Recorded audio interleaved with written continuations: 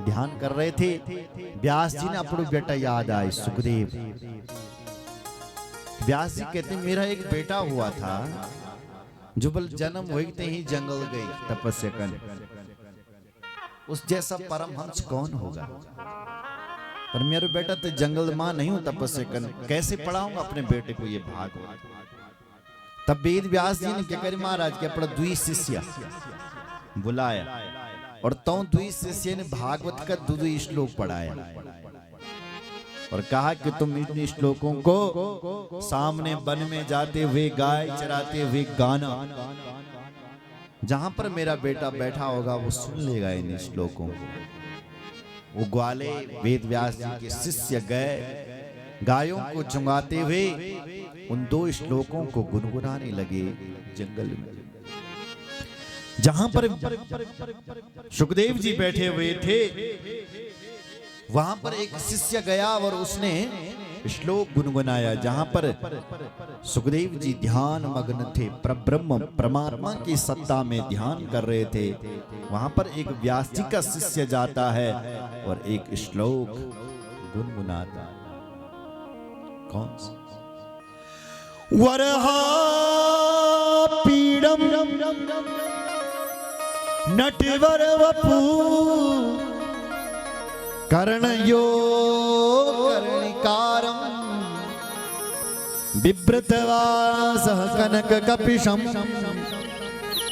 Vaijayanti चमाला रंध्रान वेणो rather सुदया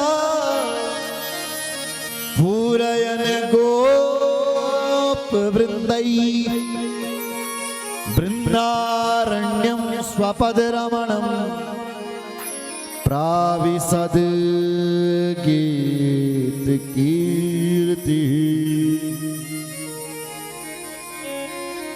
जहां सुखदेव जी ने ये श्लोक सुना महाराज, वरहा पीड़म नटवर वपु, जिन भगवान कृष्ण ने मोर का पंख धारण किया हुआ है, बांसुरी बजा रहे हैं, पीतांबर फहरा रहे हैं, गाय चरा रहे हैं, ग्वालों से घिरे हुए गोप कीर्ति ही गोपाल लोग वृंदावन में उनकी कीर्ति गा रहे हैं। आज हमारे कन्हैया ने ये करके दिखा दिया, आज हमारे कन्हैया ने वो करके दिखा दे। ऐसे गोप कीर्ति सब लोग उनकी कीर्ति का बखान कर रहे हैं और हमारे भगवान बंसी बजाते हुए, पीतांबर फहराते हुए, मुकुट लहराते हुए वृंदावन की भूमि पर विचरण कर रहे हैं, चल रहे हैं, वृंदावन में प्रवेश कर रहे हैं। वाह! जहां सुखदेव जी ने सुना, सुखदेव जी का चित्त खिंच गया। मन ही मन सोचने लगे, अरे भाई ये ना बंसी वाले का दर्शन हमने भी चेंज करिया, ऐसे सुंदर बांसुरी वाले का दर्शन हमें भी करना चाहिए। तब मन में ध्यान आया, अरे जो सुंदर है वो स्वभाव से सुंदर हो जाए इसकी तो गारंटी नहीं है ना। कुछ लोग दुनिया में ये हो ना महाराज, बाहर तो बहुत सुंदर होते हैं लेकिन अंदर से कोयले की तरह बिल्कुल काले, और कुछ लोग ऐसे होते हैं भले बाहर से काले हो जाए लेकिन अंदर से बिल्कुल शुद्ध। तो सुखदेव जी को संदेह हो गया, कहीं ऐसा तो नहीं हो गया यही बाहर से सुंदर हुए कहीं अंदर से काले हो गए तो नहीं, मुझे अपना ब्रह्म चिंतन करना चाहिए। पुनः ब्रह्म चिंतन करने के लिए बैठे सुखदेव जी। तब तक दूसरा चेला आता है व्यास जी का और वो दूसरा श्लोक गुनगुनाता है और इस श्लोक में भगवान के स्वभाव का वर्णन है। कृष्ण का स्वभाव कैसा है? अहो वकीयम स्तनकाल कूटम जिघांसयापा ययदाप्य साध्वे